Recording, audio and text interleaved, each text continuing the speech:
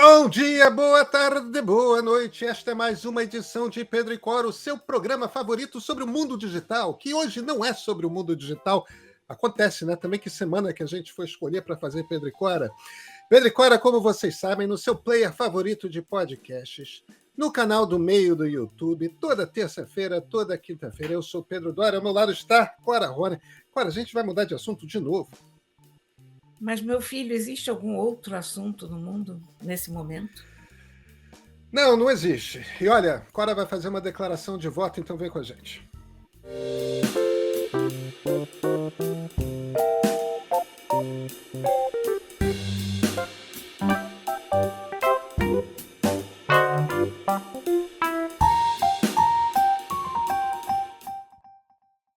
Cora Rony, eu vi uma coisa pouco habitual no seu Facebook. Você declarou voto. Declarei sim. Em quem que você vai votar, Cora, para presidente? Olha, Pedro, essa foi uma decisão que eu demorei muito a tomar, mas muito. Quem que eu vou votar no primeiro turno, né? Porque o segundo turno era mais ou menos óbvio. O meu problema, eu vou votar no Lula. Eu nunca votei no Lula. Eu não gosto do PT, eu odeio a militância do PT. Tenho graves restrições ao Lula, mas nós não estamos vivendo uma eleição normal. Quer dizer, então, eu nunca, na minha vida, eu acho que eu consegui eleger ninguém. Talvez Fernando Henrique, mas na maior parte das vezes a gente acaba votando no menos pior. Mas aqui não é nem votar no menos pior. Aqui definitivamente, você não está lidando com uma eleição entre dois ruins iguais. Aqui a gente está lidando com uma calamidade e com um cara a quem a gente pode levantar muitas restrições, mas que pelo menos é um ser humano, sabe?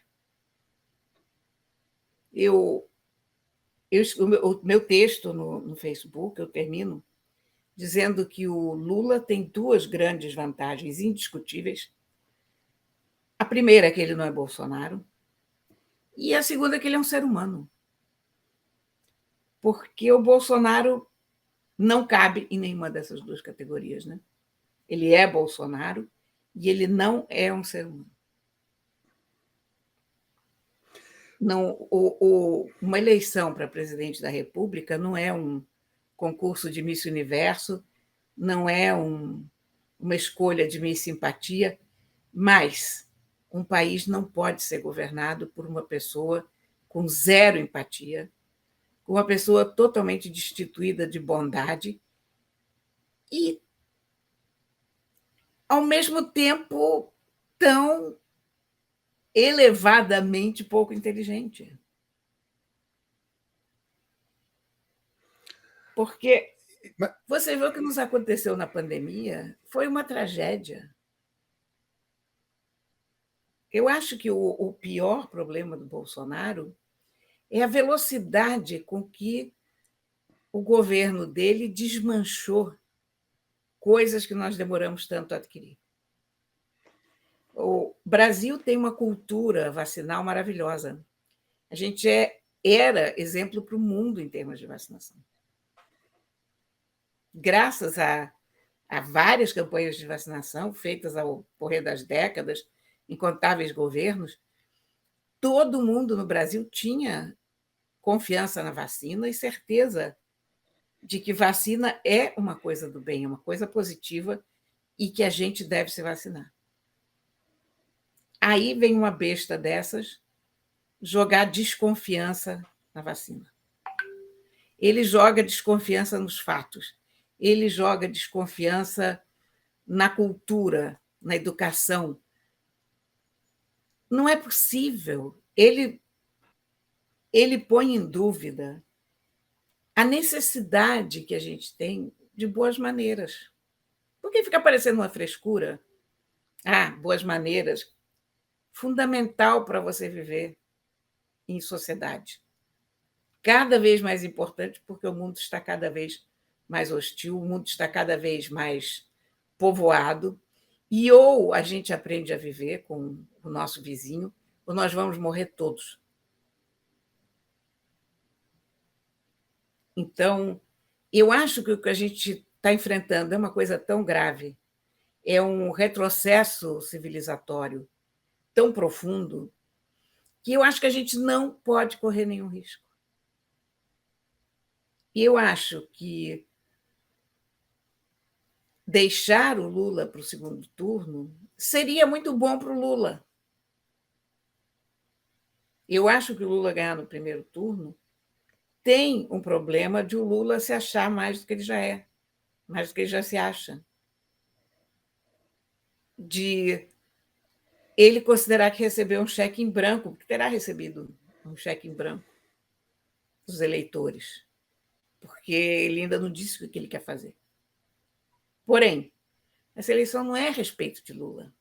Essa eleição é a respeito de Bolsonaro. Então, a partir do momento que eu visualizei isso na minha cabeça, eu digo, não, olha, gente, a questão principal do Brasil, a principal prioridade cívica e emocional e civilizacional desse país não é quem ele vai eleger, é quem ele vai ter que tirar a todo custo de onde está. A nossa necessidade prioritária nesse momento não é o que vem depois, é o que está aqui agora. O que está aqui agora é Bolsonaro. E quanto antes a gente se livrar do Bolsonaro, e quanto mais decisiva e rápida for essa decisão, melhor será para o país. Porque você não aguenta mais 30 dias disso e porque você dá mais 30 dias a ele para tentar um golpe, para as pessoas em torno dele criarem esses mini-golpes e essas violências que já têm matado gente. Então, eu acho que o país não aguenta isso. Pronto. Eis o meu motivo. Entendi. Eu acho que esse é aquele momento em que eu não... Eu já tomei decisão de voto. Eu não vou declarar meu voto. Eu não... Existe uma diferença que talvez não esteja clara para quem está nos assistindo, mas há duas distinções entre nós dois, né, Cora? A primeira é que eu cubro política e você não. Você fala sobre política, mas não Mas não trabalha é a na minha cobertura, profissão. na análise e tal. E a segunda é que eu sou editor do meio. Eu sou colunista também, tanto do meio quanto do Estadão, do Globo e da CBN, mas o fato de eu ser editor quer dizer que eu tenho profissionalmente manter um distanciamento, porque senão é quase como se eu colasse a minha opinião pessoal na opinião do veículo, né?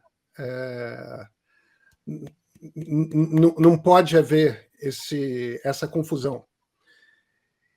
E eu sou mais útil à sociedade como analista, como comentarista de política, se eu dentro das possibilidades democráticas, for capaz de dar um olhar honesto a respeito dos dois pontos de vista. No momento que eu adoto um deles, se eu vou fazer voto útil ou se eu não vou fazer voto útil, quem está do outro lado da decisão vai se virar e falar: mas ele está falando isso por causa de X, porque ele está do outro lado. E não é. Então, acho que eu sou mais útil dando luz aos argumentos para o voto útil e aos argumentos para não fazer voto útil, tentar ver quais são as fragilidades de cada argumento. Tal. Eu tenho feito isso nos pontos de partida para tentar ajudar as pessoas a pensarem. E as pessoas, evidentemente, tomam as suas decisões. Eu não acho, como comentarista, como analista de política, eu não acho que eu deva tentar ser um influenciador eleitoral. Eu não acho que eu tenho que tentar influenciar as pessoas no voto delas, no sentido de, essa opção é melhor do que aquela. Embora eu não tenha nenhum problema de concordar com você que Bolsonaro é o quadro a ser evitado. Mas a diferença de Bolsonaro para Lula, Ciro e Simone é que Bolsonaro é uma saída fora da democracia. Portanto, como alguém que defende a democracia liberal, no segundo turno, para mim, Bolsonaro estando no segundo turno, não importa se do outro lado está Ciro, Simone ou Lula, o voto é evidente. E eu não estou tentando fazer nenhum tipo de disfarce, porque se houver segundo turno, Lula estará no segundo turno contra Bolsonaro. Não, fora alguma coisa muito grande acontecendo entre agora e domingo, outro cenário não vai acontecer. Mas o que eu posso te dizer, Cora, é o seguinte: nos diversos grupos de WhatsApp que eu participo e com os diversos políticos que eu converso, com as diversas pessoas ligadas à política que eu converso, eu passo o tempo todo conversando, eu tenho ouvido argumentos muito parecidos aos que você fez, tanto de gente que pretendia votar no Ciro, quanto de gente que pretendia votar na Simone. Pessoas que não necessariamente já tomaram a decisão do voto útil, mas gente que está muito inclinada. Nos ambientes em que política é pesadamente discutida, em que discutir política faz parte do cotidiano de trabalho até, eu estou vendo um movimento muito forte de voto útil. Inclusive entre jornalistas. Muito forte. Muito forte. Eu acho que muita gente está chegando à mesma conclusão que você. Sabe, porque eu votei no Ciro nas últimas eleições. Eu costumo dizer que eu não consigo não gostar do Ciro, mas nos últimos dias eu consegui não gostar dele. Eu acho que o Ciro cometeu um suicídio político a céu aberto, com a estratégia que ele adotou na campanha nessas últimas semanas, últimos dias. Eu acho a Simone uma ótima candidata. Ótima. As pessoas, agora todo mundo começa a levantar os podres do passado dela, como se os outros políticos não tivessem podres parecidos. Apoio ao Bolsonaro, votou nisso, votou naquilo. Olha, independentemente de qualquer coisa, a candidata que eu vejo na propaganda, a candidata que eu vi nos debates, a candidata que eu vi nas entrevistas, me pareceu ser uma ótima candidata. Me pareceu ser melhor do que outras alternativas. O Ciro antes me parecia melhor, porém, o Ciro, lamento muito, o Ciro deu tiros nos próprios pés, dos quais eu não sei se ele vai conseguir se recuperar politicamente. Mas o que eu fiquei pensando é que a gente tem que fortalecer candidatos. E eu sou inteiramente a favor do voto no primeiro turno, no candidato do coração, quando você está numa circunstância normal. Se isso aqui fosse uma eleição comum, se isso aqui fosse uma eleição normal por qualquer parâmetro, eu seria totalmente contra o voto útil. Mas essa é a eleição mais anormal que eu já vi na minha vida no Brasil. E eu já vi muitas eleições aqui. É uma eleição tão esquisita, tão violenta, que nem adesivo em carro a gente está vendo na rua. Nem para um lado, nem para o outro. Você tem aquelas passeatas Dia sim, dia bolsonaristas, não. E eles vêm com bandeirinha, não sei o quê, mas adesivo nos carros, como a gente costumava ver, Teve um militante petista que foi assassinado no fim de semana, teve outro agora, né, na segunda-feira. Quer dizer, tem um clima de fato. O Bolsonaro, no debate, veio com uma conversa de como é que ele pode ser responsabilizado se militantes dele. Eu achei aquilo É inacreditável. inacreditável, né? É A inacreditável. cara de É pau, inacreditável. o Como cinismo. se ele não citasse É. violência o tempo todo. O tempo todo. Não, Violência física. Meu Deus, é um sujeito cuja campanha passa por promover armamentismo da população, que é exatamente. algo que é impopular no Brasil, parte Olha, da sociedade brasileira. mas você reparou que aquilo veio na esteira de uma pergunta que foi feita a ele sobre a violência política, sobre o petista que foi assassinado, sobre o outro que morreu esfaqueado. E aí ele fala, agora mesmo, como é que eu posso ser culpado disso? Se agora mesmo um sujeito que tem uma tatuagem do Lula matou a mulher e o filho. São duas categorias de crime totalmente diferentes para início de conversa. Crime, crime de feminicídio é uma coisa, crime de motivação política é outra. É claro. É claro. Não Em é todos a os mesma casos, coisa. nos casos de crime de motivação política, as pessoas morreram por conta do candidato em quem eu votava. Eram todos vítimas, eram Exatamente. eleitores do Lula. É A, a, inacreditável. É a inacreditável. mulher do petista, eu não sei se ele matou, tentou matar, o que aconteceu? Não me lembro mais exatamente se ele matou, tentou matar ou torturou a criança, não, bateu na criança, enfim, É não me um lembro mais bárbaro exatamente. desses, é. Foi uma coisa bárbara, em suma, mas ali a motivação daquele cara não é porque ela ia votar no Bolsonaro. Claro. Então ele usa esse caso, porque o cara tem um Lula tatuado no braço, para comparar, não é comparável, e ninguém contestou isso lá naquela. Também é difícil, né? Porque esses debates têm um segundo, não sei o quê. Bom, mas aí ele diz: eu fiquei muito sentido, chocado com isso. Eu tive vontade de entrar televisão adentro, praticando violência contra ele, porque ele dizer que está tão sentido com alguma coisa é de uma falsidade, é de um. E ele é tão mau ator. Eu acho que o problema, está aí outro problema do Bolsonaro, é que ele é ridículo. E a gente tende a achar que as pessoas ridículas não são perigosas. Hitler era profundamente ridículo. Mussolini era muito ridículo. E aí dá nisso, né? A gente acha, tá vendo que tosqueira, ele é o tio do churrasco. Ele não é o tio do churrasco. Não, ele é o presidente da República.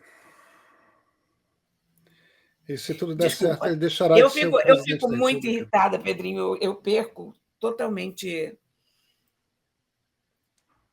a compostura quando eu falo em Bolsonaro, porque eu realmente nunca vi um risco desse tamanho na frente desse país, desde a ditadura militar.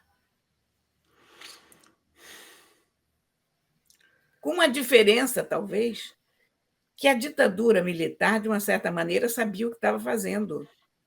E a sensação que você tem é que o Bolsonaro nem isso sabe. Você viu, Cora, que o Caetano Veloso começou. A gente está gravando na segunda-feira o nosso programa de terça. Nessa segunda, o Caetano, que é um eleitor, ou era um eleitor empolgado do Ciro, o Caetano tá botou um vídeo no ar, uma campanha de tira-voto, né? De virar votos de ciristas para. Não vi.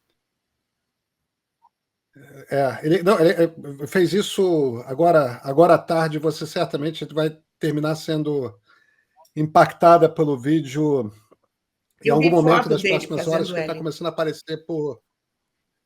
Isso. Ele já tinha declarado voto no Lula, como o Tico Santa Cruz também, que é outro músico que é cirista famoso. E o Caetano começou agora essa coisa que não é o fazer o L, a declaração de voto, né? É o tirar voto do Ciro, que é virar voto útil, né? E eu acho que vai ser uma... Esse movimento já está acontecendo, a gente vai ter que esperar provavelmente até domingo para saber se vai ter volume suficiente para emplacar no primeiro turno. Além disso, tem uma outra questão que é importante, que é o seguinte: abstenção. Vai Abstenção de ser voto. enorme. O problema é que a abstenção de voto provavelmente prejudica o Lula. E eu não duvido que a gente vá ter movimentos de bolsonaristas meio que sabotando certos redutos eleitorais, tá? Uma coisa que o pessoal trampista fez muito nos Estados Unidos. Já foi detectada aqui uma quantidade de voluntários a mesários. O TSE está com essa preocupação que teve o dobro de voluntários a mesários e eles estão com medo de que esses mesários, parte desses mesários voluntários sejam bolsonaristas com alguma má intenção. Existem bolsonaristas com boa intenção? Sua pergunta é justa, eu não sei te responder. Com toda a franqueza. Me pareceu um pleonasmo, sabe? Bem. Cora, olha, sabe o que é o pior? Porque a gente está aqui. Diga. Porque a gente diz, a gente não pode desprezar os eleitores de um certo candidato ou de outro.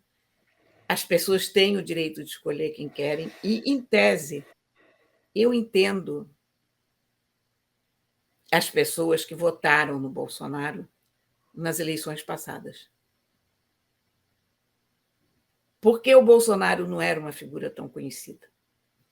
Porque o Bolsonaro já tinha dito todas aquelas barbaridades, a gente já sabia quem ele era, mas nós somos jornalistas.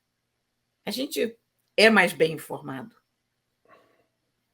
Eu consegui pegar um Uber ainda agora que não sabia quem é Simone. Nossa. Que não sabia quem é Simone, no Rio de Janeiro. Então, a gente achar que as pessoas tinham obrigação de saber quem era o Bolsonaro, não sabiam, não. Então, e outra, havia a ideia de que mesmo aquele troglodita poderia ser contido pelo sistema, que as instituições seriam mais fortes. Então, há uma série de... E outra, havia também a questão da alternância de poder. Porque o Temer não conta, o Temer foi um hiato na história toda, mas a gente vinha de sucessivos governos petistas e ninguém aguentava mais. Então, entendo quem tem votado no Bolsonaro. Mas eu realmente não consigo entender, por mais que eu faça, quem continua votando nele agora. Não consigo entender esse voto. Escapa a minha compreensão. Eu consigo entender quem não consegue votar no Lula de jeito nenhum também, sabe? Eu consigo entender a motivação do voto nulo. Mas eu não consigo entender quem ainda vota no Bolsonaro. Cora, deixa eu tentar dar um pitaco aí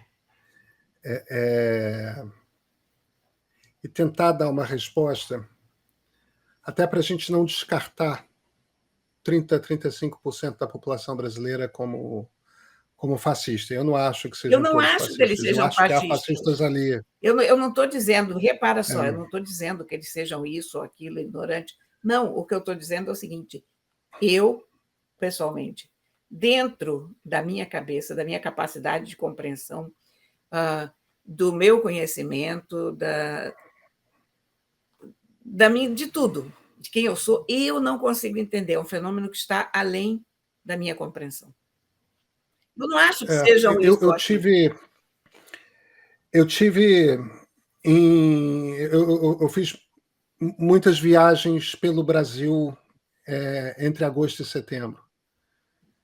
e conversei com muitas pessoas, com muita gente no Centro-Oeste e no Sul. No Sul, andei pelo interior, inclusive. No Centro-Oeste, eu fiquei mais por capitais. E lugares muito bolsonaristas. Muito bolsonaristas, muito bolsonaristas. E ouvindo gente com dinheiro, gente sem dinheiro, gente de toda sorte que pretende votar em Bolsonaro. A coisa que me bate cada vez com mais força é que, para muitas dessas pessoas, este é um voto identitário. E deixa eu recuperar aqui, para eu explicar que, em geral, as pessoas, quando ouvem essa coisa identitário, pensam movimento negro, movimento feminista, LGBTQIA+, tudo mais. Só que a ideia da política identitária é mais forte do que isso. A política, o Francis Fukuyama, um grande cientista político da Universidade de Stanford, ele faz uma leitura da política identitária, da qual eu gosto. Ele chama muita atenção para essa coisa da política identitária de direita, que é um fenômeno muito forte no mundo, que é uma política que se funde com a sua identidade. Quer dizer, você ser a favor de um determinado candidato é um pouco definir quais são os valores que você representa. A partir do momento em que, num determinado grupo social, você, que é o seu grupo social, ou o grupo social ao qual você gostaria de pertencer, é um pouco aquela coisa de quando as pessoas usam determinadas marcas de roupa, ou ouvem determinados tipos de música, porque aí vão ser mais aceitos num determinado grupo. E aquilo quer dizer, sei lá, você, no meu tempo de garotos, você ser punk era você reagir contra o sistema, tudo mais, né?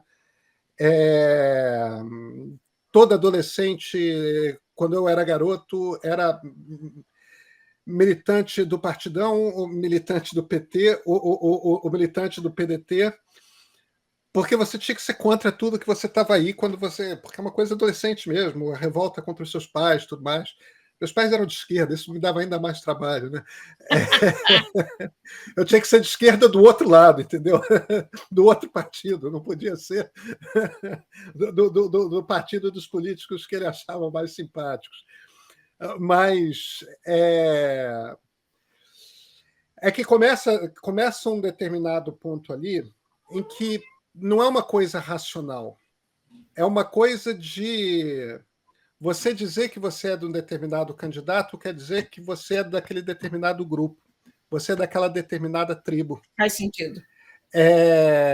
E você não ser a favor daquele candidato quer dizer que você trai o grupo ao qual você pertence, no qual você se identifica. Então, para muitas dessas pessoas que se viram no Centro-Oeste e no Sul, que são redutos bolsonaristas fortes, se viram e falam, como assim? Eu sou Bolsonaro? É um pouco como dizer, eu sou do clã tal, eu sou da cidade tal, eu pertenço ao mundo ao qual eu pertenço. É identidade. Na cabeça das pessoas, faz sentido. É uma coisa de identidade. Não tem esse...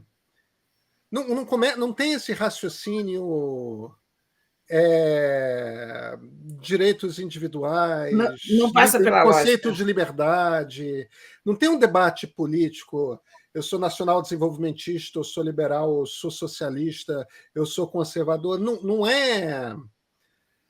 tem um debate sobre quais são os riscos de armar a população, não tem um debate sobre misoginia estrutural, racismo, não tem nada disso. Quer dizer apenas que você tem determinadas frases que você tem que repetir que são um reafirmador de identidade.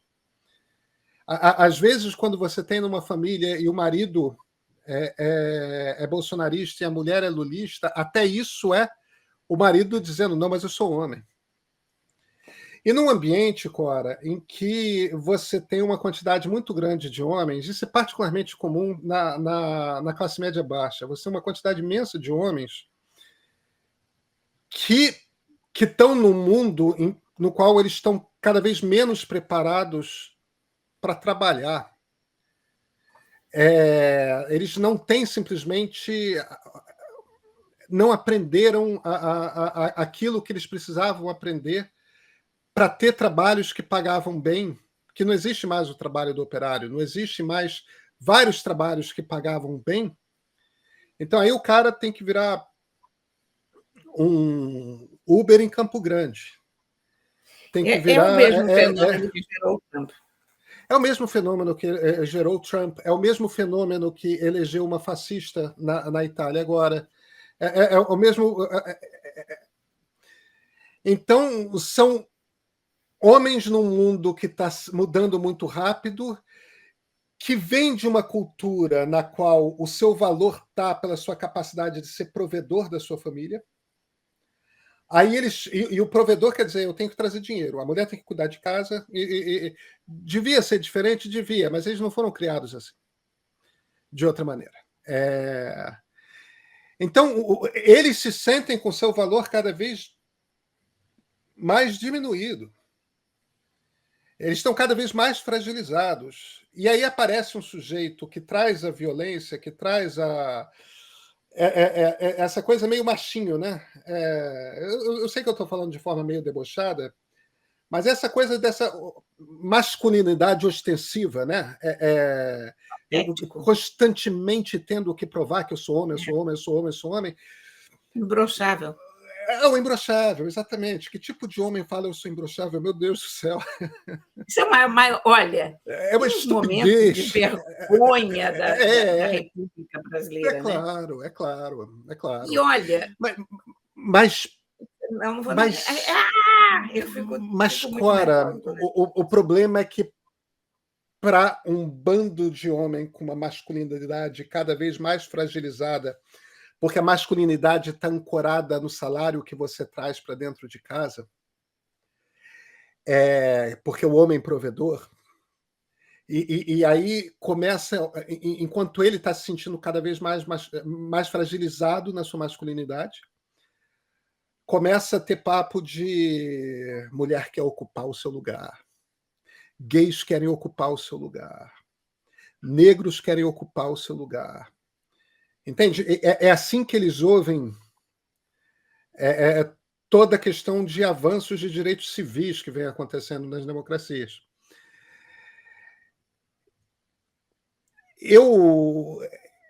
Então, eu entendo o que é que movimenta o bolsonarismo, eu entendo que tipo de preconceitos o bolsonarismo explora.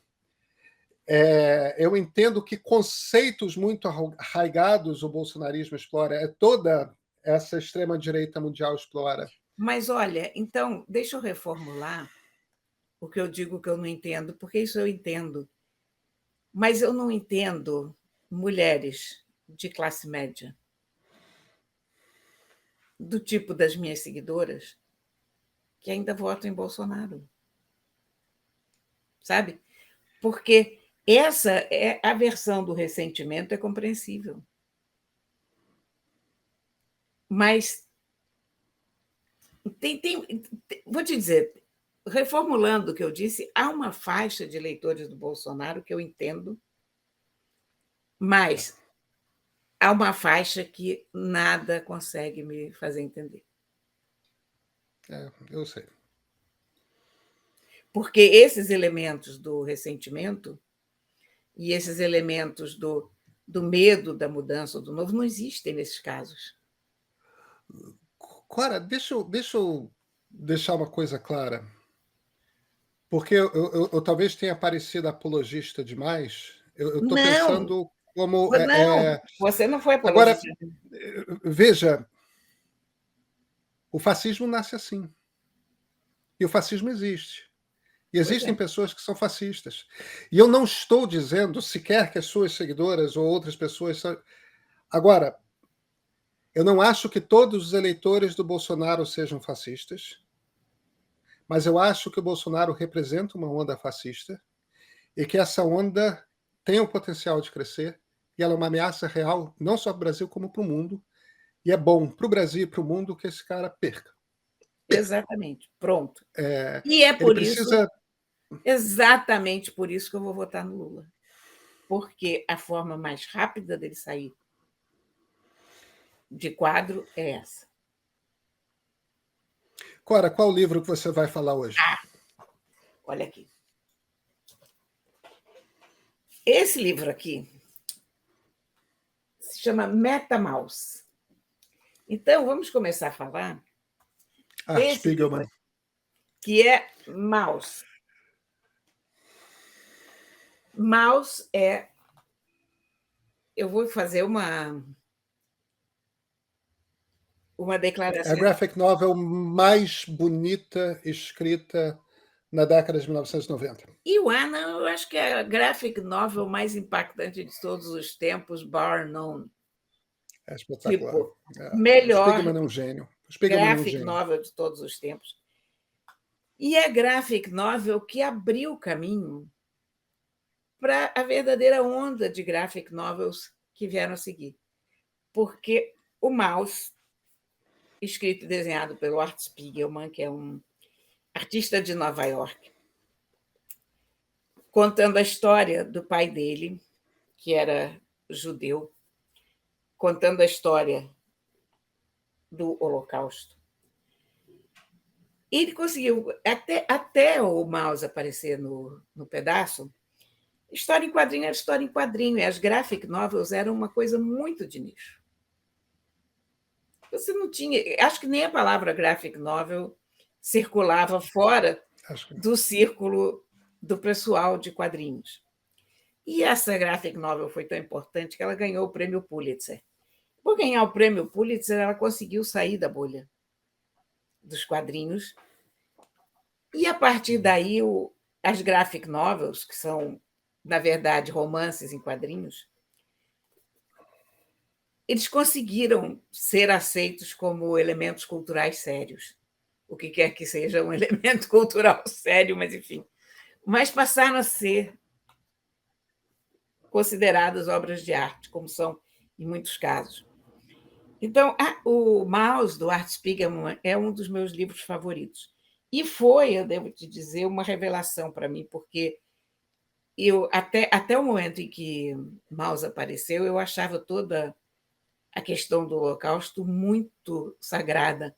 Eu achava que você não podia lidar com isso de qualquer forma menos que grave e sombria. E aí, quando ele fez os personagens em forma de bichos, a minha primeira reação foi que sacrilégio, sabe? E depois, quando. Cora, eu acho que não tem nenhum problema eu falar isso, mas talvez seja um contexto importante para quem está nos ouvindo e assistindo. Pois é, Seus pais fugiram da é. Europa, fugiram A do minha Holocausto, família né? toda, com exceção dos meus pais, foi dizimada. E eu, quando peguei o mouse, que não foi esse exemplar aqui, foi a edição americana, quando saiu nos anos 80, 80 alguma coisa, e eu achei que era um sacrilégio, sabe? Eu estava na livraria, eu me lembro até hoje do choque que foi, mas como assim? Hitler é um gato aqui, tá vendo? Os judeus são ratos. E você começa a ler, e o negócio é de um poder, e é de uma força, de uma violência, e você diz, meu Deus, olha, é possível contar uma história assim, que coisa absolutamente genial. E isso aqui virou um clássico. Pronto, quer dizer, Maus atingiu um status de clássico da literatura, dos quadrinhos, da arte ocidental. Bom, MetaMouse, o que é MetaMouse? Que é esse livro que acaba de sair. MetaMouse é uma espécie de making-of do Mouse. É a história de como ele fez Mouse, de como ele entrevistou o pai, de todo o processo criativo que levou ao Mouse. da repercussão do mouse. Vem até. E essa capa está esquisita porque ele vem com um CD aqui dentro, ó, que tem todos os arquivos do mouse. Então, para os fãs de mouse, eu aviso, chegou, está em português. É uma edição linda, igualzinha à edição americana. Está muito, muito bonito. E para quem ainda não descobriu o mouse, eu recomendo, mas muito, tipo para ontem, esse livro aqui. Porque mesmo gente que não gosta de quadrinho, aliás, sobretudo quem não gosta de quadrinho, deem uma chance a vocês mesmos, sabe? Esqueçam tudo que vocês jamais imaginaram ou souberam sobre quadrinhos e comecem a ler isso aqui. Vocês vão levar um susto e vão abrir uma janela que vai levar a outros livros maravilhosos. Isso aqui é um jeito extraordinário de contar uma história. Que escolha tão feliz de livro para o nosso episódio de hoje, Cora. Muito obrigado. A gente se vê na quinta-feira? Com certeza. Até quinta.